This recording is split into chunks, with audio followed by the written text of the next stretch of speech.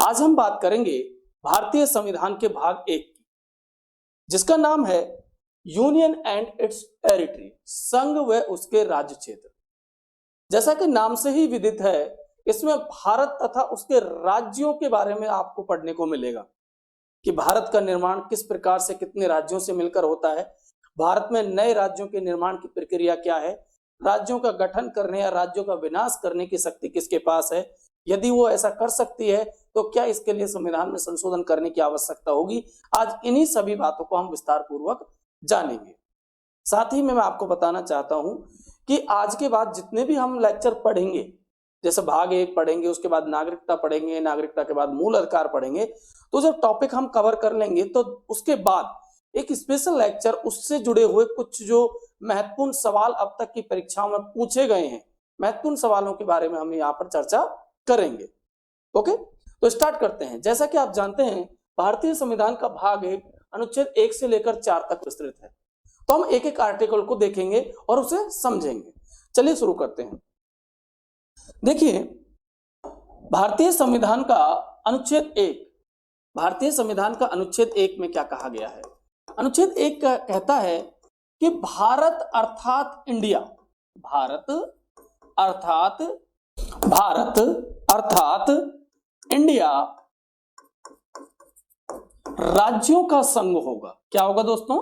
राज्यों का संघ होगा।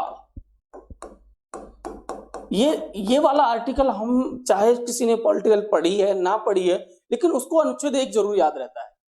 लेकिन क्या कभी आपने इसके महत्व को जानने की कोशिश की कि क्यों आखिर अनुच्छेद 1 में हमारे देश का नाम भारत और इंडिया ही है?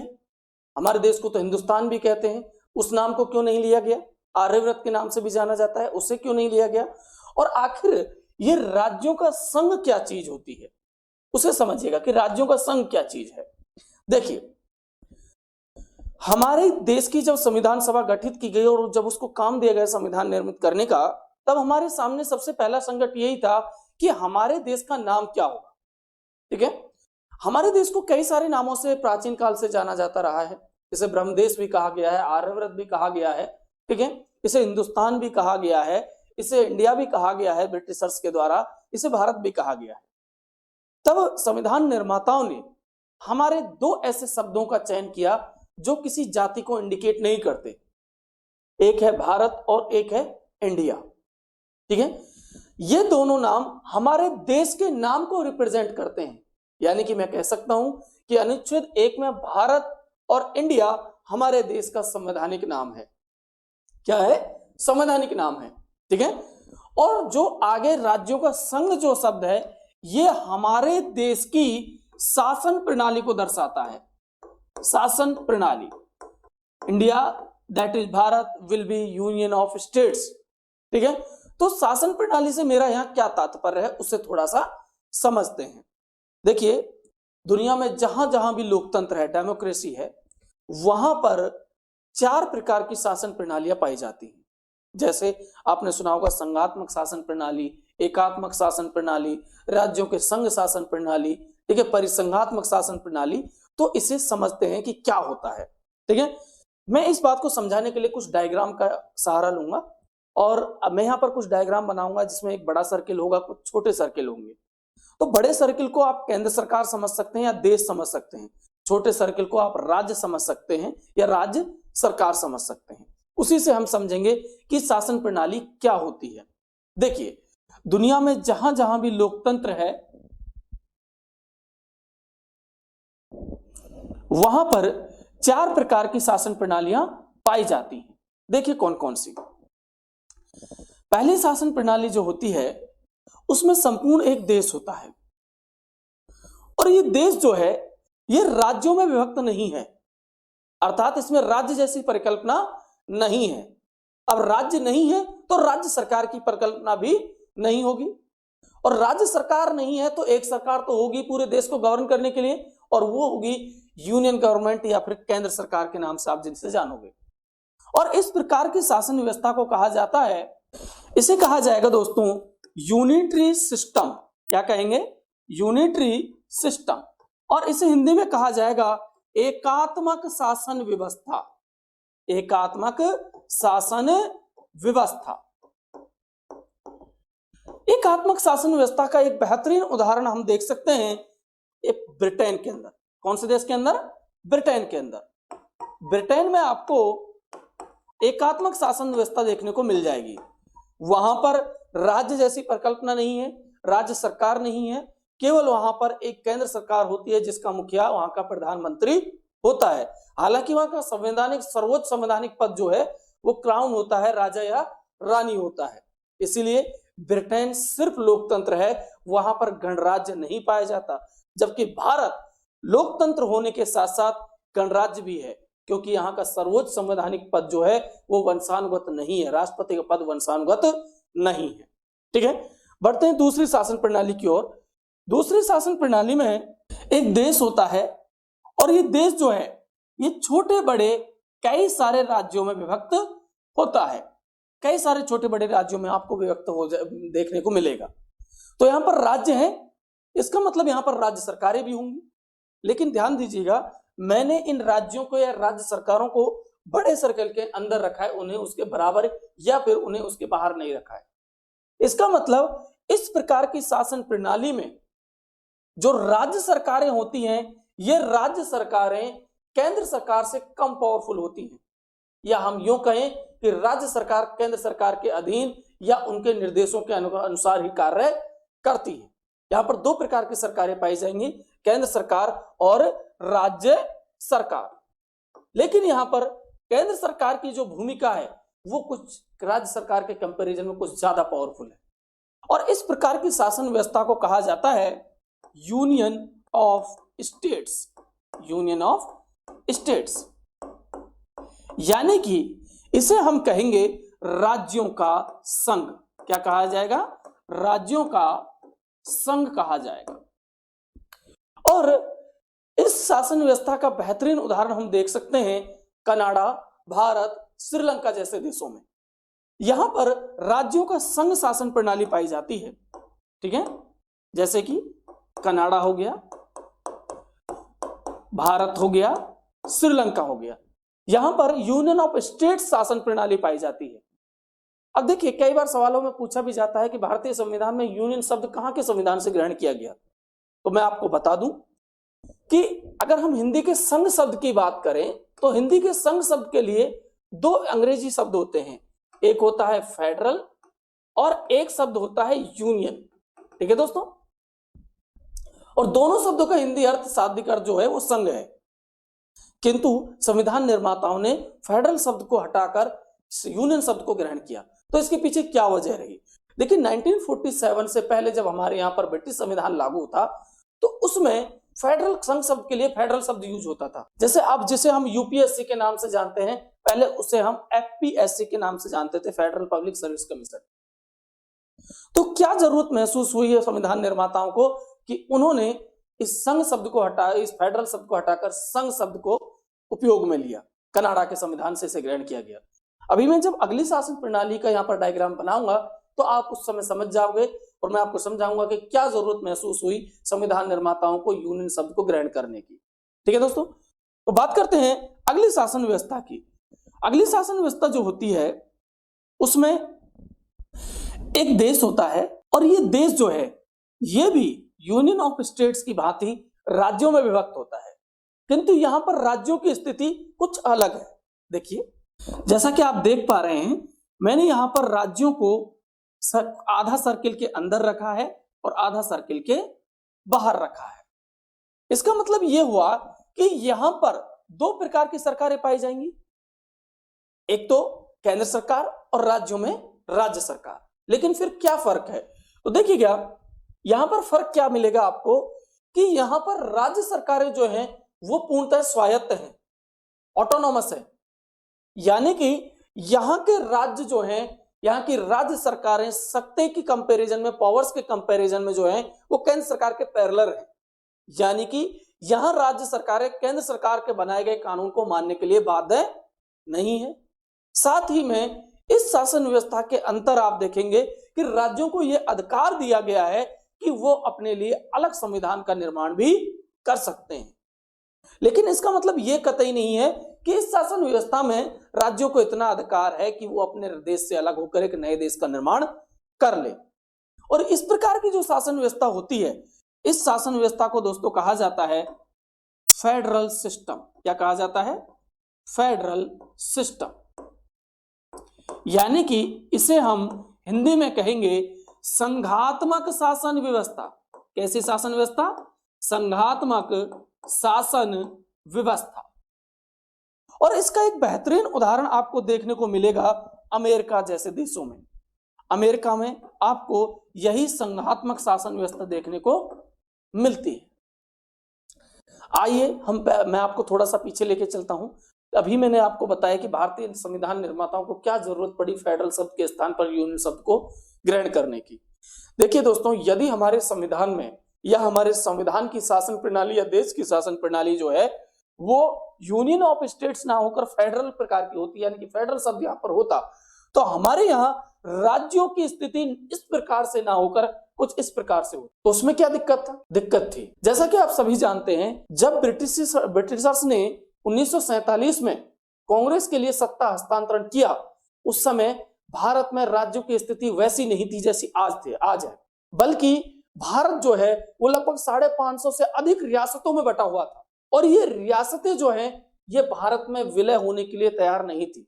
तब संविधान निर्माताओं ने इस बात को महसूस किया कि हमारे लिए एक ऐसे संविधान की जरूरत होगी जिसमें लोगों को इतनी स्वायत्तता या रियासतों को इतनी स्वायत्तता ना मिले कि वो अपने देश से अलग हो जाए। भारत इस प्रकार से बहुत सारे टुकड़ों में बट जाता, बहुत सारी रियासतों के रूप में बहुत सारे देश देखने को मिलते। तो इसी वजह से संविधान निर्माताओं ने संविधान से फेडरल शब्द को हटाया और कनाडा के संविधान से यूनियन शब्द को ग्रहण किया। और यूनियन शब्द को ग्रहण करने के पश्चात हमारी संविधान के साथ हमारे देश की शासन प्रणाली कैसी हो गई? यूनियन ऑफ स्टेट्स, राज्यों का संघ, जहां पर राज्य केंद्र सरकार के अधीन रहते हैं, जहां पर राज्य सरकार केंद्र सरकार के बनाए गए कानून को मानने के लिए बाध्य होती हैं, जहां पर राज्य सरकारें जो हैं वो अपने लिए अलग संविधान बनाने के लिए स्वतंत्र नहीं है। तो ठीक इसी प्रकार की भारत की शासन प्रणाली जो है उसकी जरूरत महसूस की गई। अब देखिए यहां पर फेडरल सिस्टम में आप देखोगे, जैसा कि आपने कई बार सुना होगा कि भारत में एकहरी नागरिकता है, सिंगल सिटीजनशिप का प्रावधान है जो हमारा गृह मंत्रालय हमें प्रदान करता है। किंतु अमेरिका जैसे देशों में वहां के नागरिक के पास 2 सिटीजनशिप होती हैं, 2 पासपोर्ट होते हैं। एक सिटीजनशिप उसे उस देश की केंद्र सरकार देती है और दूसरी सिटीजनशिप उस राज्य की सरकार देती है। लेकिन क्या भारत में इस प्रकार से है? नहीं है। यहां पर सिंगल सिटीजनशिप का प्रावधान है जो ब्रिटेन से ली गई है। ठीक है, तो इसीलिए भारतीय संविधान निर्माताओं ने यूनियन शब्द को हमारे यहां संविधान में ग्रहण किया और फेडरल शब्द को हटा दिया।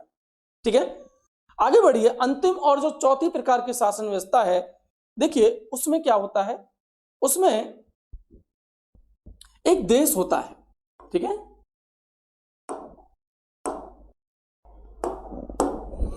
उसमें एक देश होता है और ये देश भी राज्यों में विभक्त होता है। किंतु ये जो शासन व्यवस्था है ये यूनियन ऑफ स्टेट्स के राज्यों के संघ के बिल्कुल विपरीत होती है, जहां पर एक तरफ राज्यों के संघ में राज्य सरकारें केंद्र सरकार के अधीन होती हैं, वहीं इस व्यवस्था में केंद्र सरकार राज्यों के अधीन होती है। देखिए ठीक इस प्रकार से।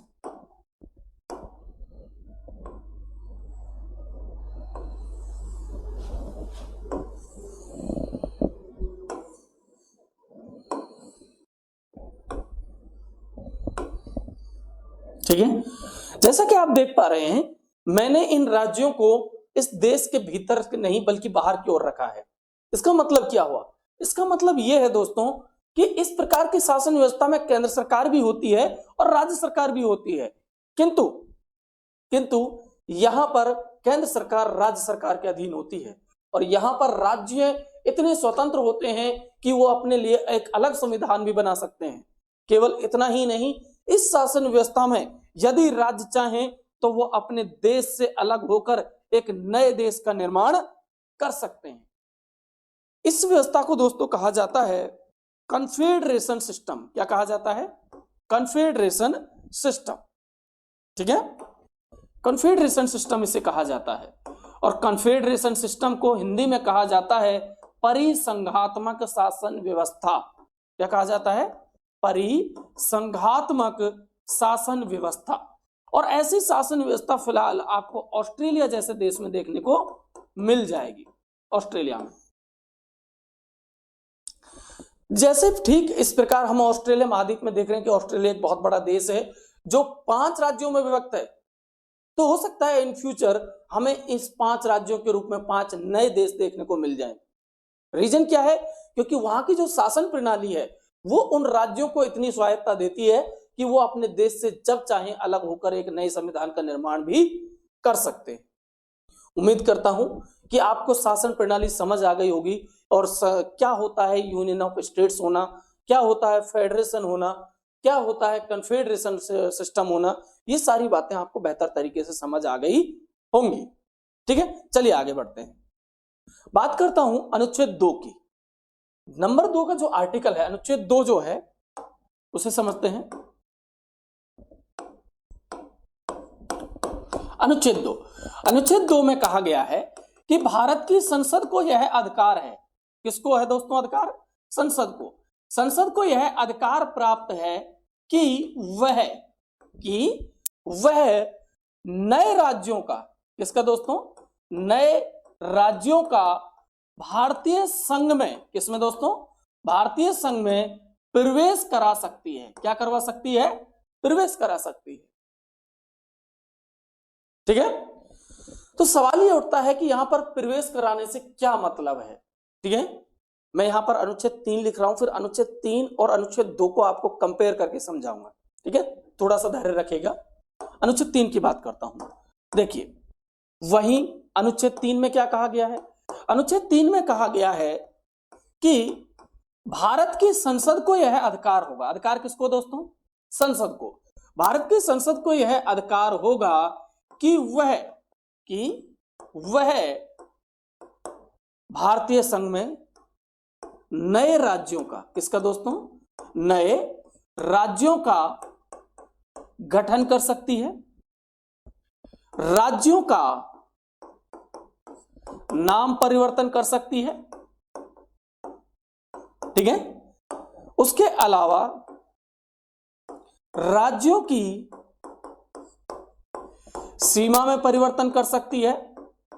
ठीक है, उसके अतिरिक्त राज्यों, थोड़ा सा इसे ऊपर कर देता हूं, उसके अतिरिक्त वह राज्यों के क्षेत्रफल में भी परिवर्तन कर सकती है। ठीक है, तो ये संसद के पास इतने सारे अधिकार हैं। तो अनुच्छेद 2 और 3 में क्या डिफरेंस? देखिए, अनुच्छेद 2 में भी राज्यों के प्रवेश की बात कही जा रही है और अनुच्छेद 3 में राज्यों के गठन की बात कही जा रही है। ठीक है, तो क्या बेसिक डिफरेंस है अनुच्छेद 2 और 3 में? समझिए, देखिएगा, अनुच्छेद 2 में उन राज्यों के प्रवेश की बात कही जा रही है, मैं इसे साफ लिख देता हूं। अनुच्छेद 2 में उन राज्यों के प्रवेश की बात कही जा रही है जो वर्तमान समय में भारतीय संघ का हिस्सा नहीं है। ठीक है, जो वर्तमान समय में भारतीय संघ का हिस्सा नहीं है, जबकि अनुच्छेद 3 में उन राज्यों के गठन, उन राज्यों के नाम परिवर्तन, उन राज्यों की सीमा में परिवर्तन की बात कही जा रही है जो वर्तमान में भारतीय संघ का हिस्सा है। इसे उदाहरण द्वारा थोड़ा सा स्पष्ट कर लेते हैं। देखिए, जैसे कि मैं आपको बताना चाहूंगा, जैसे कि अभी फिलहाल भारत का एक राज्य आपने सुना होगा जिसका नाम है पुडुचेरी। हाल ही में चर्चा में भी रहा, आपको पता होगा। पुडुचेरी में सरकार के ऊपर संकट आ गया है और वहां पर सरकार गिर गई थी।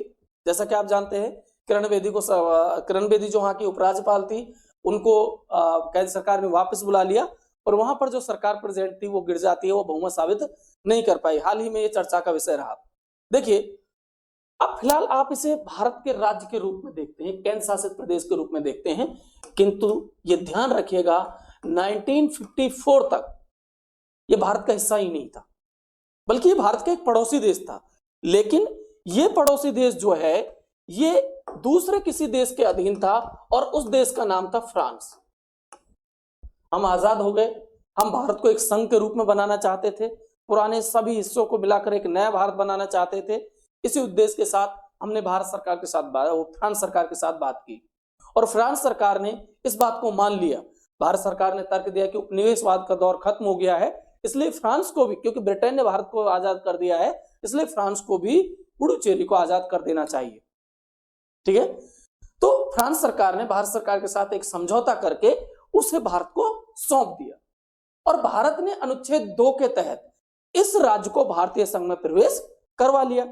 तो यहां पर एक ऐसे राज्य को भारतीय संघ में प्रवेश कराया गया जो उस समय भारत का हिस्सा नहीं था। तो इसे राज्य का गठन नहीं माना जाएगा, बल्कि इसे राज्य का प्रवेश माना जाएगा अनुच्छेद 2 के तहत, क्योंकि ऐसे राज्य को हमने शामिल किया है जो भारत का हिस्सा नहीं था स्वतंत्रता प्राप्ति के समय। और समझते हैं, आपको मैं बताना चाहूंगा, गोवा, दमन दीव और दादर नगर हवेली, ठीक है, इन तीनों जगह के नाम आपने सुने होंगे। वर्तमान में भारत का हिस्सा है, भारत का पार्ट है, ठीक है। लेकिन मैं आपको बता दूं 1961 तक ये भारत का हिस्सा नहीं थे, बल्कि भारत के एक पड़ोसी देश के रूप में रहते थे, ठीक है। और ये जो पड़ोसी देश हैं, इन पर एक दूसरे ही देश पुर्तगाल का शासन हुआ करता था। ये पुर्तगाल के अधीन थे, ठीक है, पुर्तगाल के अधीन थे। भारत सरकार ने पुर्तगाल सरकार से इन्हें हमें सौंपने के लिए बात करी, लेकिन पुर्तगाल ने इन्हें वापस सौंपने से मना कर दिया। ऐसी स्थिति में क्या हुआ? ऐसी स्थिति में भारत देश ने, क्योंकि भारत देश इनको किसी भी कीमत पर नहीं छोड़ सकता था, क्योंकि प्राचीन समय में भारत का ही तो हिस्सा थे, तो भारत सरकार ने अपनी मिलिट्री को एक सैन्य अभियान चलाकर भेजा कि सैन्य अभियान के द्वारा इनको क्या किया जाए, भारत में शामिल किया जाए।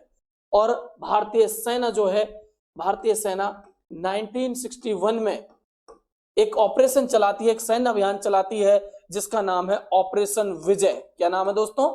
ऑपरेशन विजय। और ऑपरेशन विजय के माध्यम से इन राज्यों को जीतकर भारतीय संघ में प्रवेश करवा लिया जाता है, ठीक है। ठीक इसी प्रकार 1974 में भारत का एक पड़ोसी देश हुआ करता था जिसका नाम था सिक्किम। देखिए, पिछली बार जो रीट का एग्जाम हुआ था, वहां पर यहां से एक सवाल दिया गया था, पूछा गया था कि भारतीय संघ में प्रवेश से पूर्व सिक्किम में निम्न में से किस राजवंश का शासन था? तो यहां पर राजतंत्र था, ना कि डेमोक्रेसी, ठीक है। तो सिक्किम में 1974 तक चोग्याल वंश का शासन हुआ करता था, चोग्याल वंश। और भारत सरकार ने 1974 में चोग्याल वंश से वार्ता करके उसे वहां से राजतंत्र समाप्त करके और इसे भारतीय संघ में प्रवेश करवा लिया। 1975 में सिक्किम को पूर्ण राज्य का दर्जा दे दिया जाता है, वो एक अलग सिस्टम है, ठीक है। तो मैं उम्मीद करता हूं कि आपको समझ आ गया होगा कि अनुच्छेद 2 और 3 में क्या बेसिक डिफरेंस है, प्रवेश करने में और गठन करने में क्या फर्क है, ठीक है। तो अनुच्छेद 2 में उन राज्यों की बात करी जा रही है, उन राज्यों के प्रवेश की बात कही जा रही है जो वर्तमान में भारतीय संघ का हिस्सा नहीं है, जबकि अनुच्छेद 3 में उन राज्यों की बात कही जा रही है जो वर्तमान समय में भारतीय संघ का हिस्सा है। जैसे आपने देखा होगा कि हाल ही में कुछ समय पहले भारत सरकार ने बांग्लादेश के साथ एक भूमि समझौता किया, ठीक है, और बंगाल से लगती हुई कुछ मानव बस्तियों को बांग्लादेश को सौंप दिया और बांग्लादेश की कुछ मानव बस्तियों को हमने अपने भारत में शामिल कर लिया। तो ये क्या राज्य की, अब ऐसा अगर करेंगे तो क्या राज्य की सीमा में या देश के क्षेत्रफल में, राज्य के क्षेत्र में परिवर्तन नहीं होगा? बिल्कुल होगा। तो क्या ऐसा संसद कर सकती है? बिल्कुल कर सकती है, ठीक है, क्योंकि अनुच्छेद 3 में उसको यह अधिकार दिया गया है कि संसद को यह अधिकार है कि वह भारत में नए राज्यों का गठन कर सकती है। इससे मतलब क्या है? इससे मतलब यह है कि भारतीय संसद किसी एक राज्य का विभाजन करके उसमें से 2 या उससे अधिक राज्य बना सकती है, या 2 या उससे अधिक राज्यों को मिलाकर एक नए राज्य का निर्माण भी कर सकती है। केवल इतना ही नहीं, भारत सरकार, भारतीय संसद राज्यों का नाम परिवर्तन कर सकती है, राज्यों की सीमा में भी परिवर्तन कर सकती है और राज्यों के क्षेत्रफल में भी परिवर्तन कर सकती है। लेकिन सवाल ये उठता है, क्या ये संसद जो है, संसद की ये जो शक्ति है, क्या ये उसके लिए पूरी तरीके से स्वविवेकी शक्ति है, स्वतंत्र है वो इसके लिए? क्या इसके लिए इस प्रकार के विधेयक, इस प्रकार के प्रस्ताव संसद में लाने के लिए क्या किसी की पूर्व अनुमति की जरूरत नहीं होगी? यदि हाँ तो किसकी? क्या संसद ऐसे कार्य करेगी तो क्या संविधान में संशोधन करने की आवश्यकता होगी या नहीं होगी? मैंने आपको प्रस्तावना के टॉपिक में भी ये समझाया था। ठीक है दोस्तों, तो समझिए यहां पर आपको ध्यान रखने वाली बात क्या है। यहां पर आप एक चीज ध्यान रखिएगा कि यदि भारतीय संसद किसी राज्य के नाम परिवर्तन से संबंधित, राज्य के गठन से संबंधित, राज्य की सीमा में परिवर्तन से संबंधित कोई भी विधेयक संसद में लेके आती है तो उस पर राष्ट्रपति की पूर्व अनुमति आवश्यक होगी। दोस्तों किसकी पूर्व अनुमति आवश्यक होगी? राष्ट्रपति की। राष्ट्रपति की पूर्व अनुमति मिलने के पश्चात ही संसद में इस तरीके के विधेयक प्रस्तुत किए जा सकते हैं, अन्यथा नहीं। ठीक है, उम्मीद करता हूं यहां तक आपको समझ आया होगा। अब हम अपने अंतिम अनुच्छेद 4 की बात करते हैं। ठीक है, देखिए अनुच्छेद 4 क्या कहता है।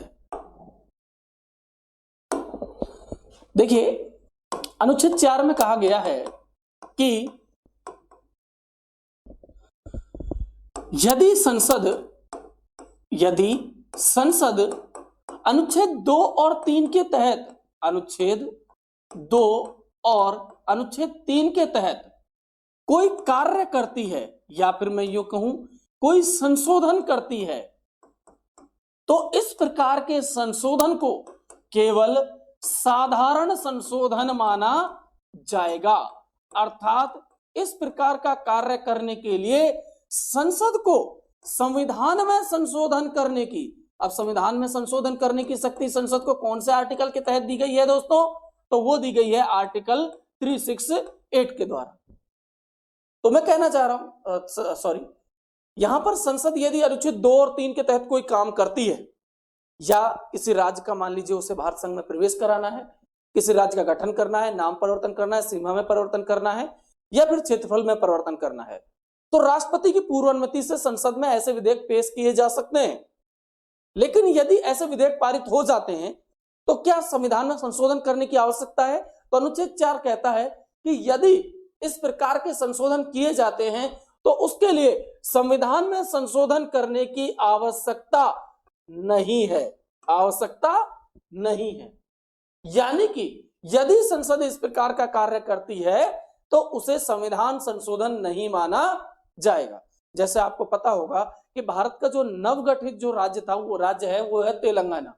लेकिन क्या आपने कभी किसी पुस्तक में या किसी शिक्षक के मुंह से कभी सुना कि तेलंगाना का गठन इस संविधान संशोधन के तहत हुआ? बिल्कुल नहीं सुना होगा। उसकी वजह है अनुच्छेद 4, क्योंकि अनुच्छेद 4 में स्पष्ट शब्दों में लिखा गया है कि अनुच्छेद 2 और 3 के तहत किए गए कारणों के लिए केवल साधारण संशोधन की आवश्यकता है और उसके लिए संविधान में संशोधन करने की आवश्यकता नहीं है। या फिर यूं कह सकते हैं कि संसद में इस प्रकार के विधेयकों को केवल साधारण बहुमत के साथ पारित किया जाएगा। यहां पर एक सवाल और उठता है कि मान लीजिए अपना राजस्थान राज्य है, तो क्या संसद राजस्थान राज्य का विभाजन कर सकती है? तो जवाब होगा बिल्कुल कर सकती है। हमने वही अनुच्छेद 3 में पढ़ा। और ऐसा वो किसकी पूर्व अनुमति से करेगी? तो राष्ट्रपति की पूर्व अनुमति से करेगी। तो सवाल यह बनता है, तो क्या ऐसी स्थिति में राजस्थान राज्य या राजस्थान सरकार से किसी भी प्रकार का विचार, परामर्श या मशवरा नहीं किया जाएगा या उससे सलाह नहीं मांगी जाएगी? यदि हां, तो क्या राष्ट्रपति या संसद उस संबंधित राज्य की सलाह को मानने के लिए बाध्य होंगे? तो देखिए इस संबंध में अनुच्छेद 4 में लिखा गया है कि राष्ट्रपति संबंधित राज्य से परामर्श कर सकते हैं या उसकी सलाह ले सकते हैं, किंतु संबंधित राज्य की सलाह को मानने के लिए राष्ट्रपति बाध्य नहीं होंगे। ठीक है, तो अनुच्छेद 1 में हमने क्या देखा, थोड़ा सा रिवाइज कर लेते हैं। सॉरी,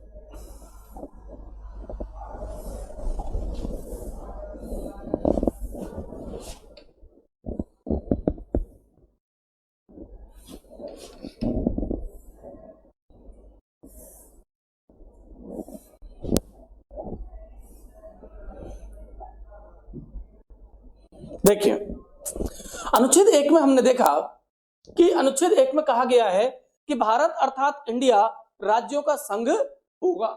भारत अर्थात इंडिया राज्यों का संघ होगा, ठीक है। India that is Bharat will be union of states. तो इस अनुच्छेद 1 में भारत अर्थात इंडिया हमारे देश का संवैधानिक नाम दर्शाते हैं तथा राज्यों का संघ शब्द हमारे देश की शासन प्रणाली को दर्शाता है। तो राज्यों का संघ क्या है, इसके लिए हमने कुछ डायग्राम का सहारा लिया जिसमें हमने कुछ शासन प्रणालियों को देखा, जैसे कि एकात्मक शासन व्यवस्था, राज्यों के संघ शासन व्यवस्था, उसके अलावा संघात्मक शासन व्यवस्था, उसके अलावा परिसंघात्मक शासन व्यवस्था। इनको हमने देखा, उनके उदाहरणों को समझा और उनमें सरकार किस प्रकार से कार्य करती है उसको समझा, ठीक है। उसके बाद हमने आर्टिकल 2 को देखा, अनुच्छेद 2 को देखा। और अनुच्छेद 2 में क्या है,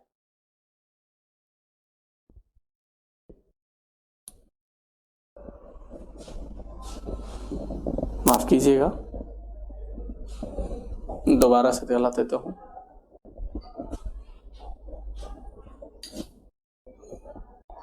अब देखिए अनुच्छेद 2 में क्या देखा हमने, अनुच्छेद 2 में हमने संसद का एक अधिकार देखा और संसद का अधिकार है कि वह भारतीय संघ में नए राज्यों का प्रवेश करवा सकती है। तो यहां पर उन राज्यों को भारतीय संघ में प्रवेश कराने की बात कही जा रही है जो वर्तमान में भारतीय संघ का हिस्सा नहीं है, और यह अधिकार केवल संसद के पास है।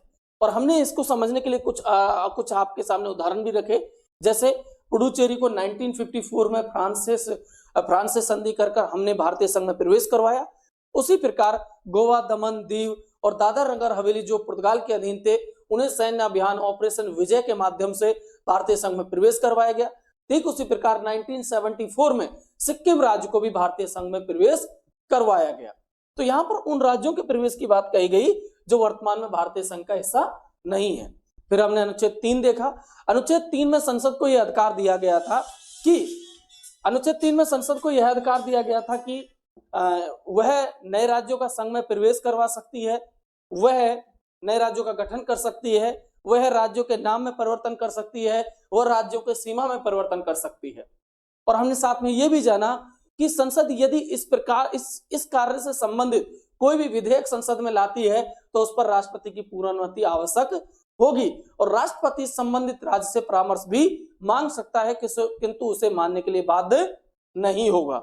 वहीं लास्ट अनुच्छेद 4 में हमने क्या देखा, जिसमें कहा गया था कि यदि संसद अनुच्छेद 2 और 3 के तहत कोई कार्य करती है, यानी कि या तो नए राज्य का प्रवेश करती है, ठीक है, या नए राज्यों का गठन करती है, सीमा में परिवर्तन करती है, क्षेत्रफल में परिवर्तन करती है, तो इस प्रकार के कार्यों को करने के लिए उसे विशेष बहुमत या संविधान में संशोधन करने की आवश्यकता नहीं होगी।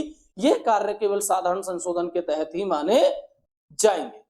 समझ आई बात? लेकिन यहां पर याद रखना, यदि भारतीय संघ या भारतीय संसद भारत के किसी हिस्से को विदेशी राज्य को सौंपना चाहे तो उसके लिए संविधान में संशोधन करने की आवश्यकता पड़ेगी।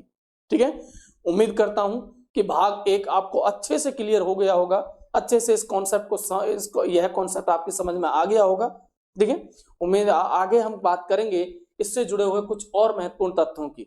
जब भारत में भाषा के आधार पर राज्यों के गठन की मांग उठने लगी तो उसे किस प्रकार से भारत सरकार ने हैंडल किया, वो भी इसी का एक पार्ट है।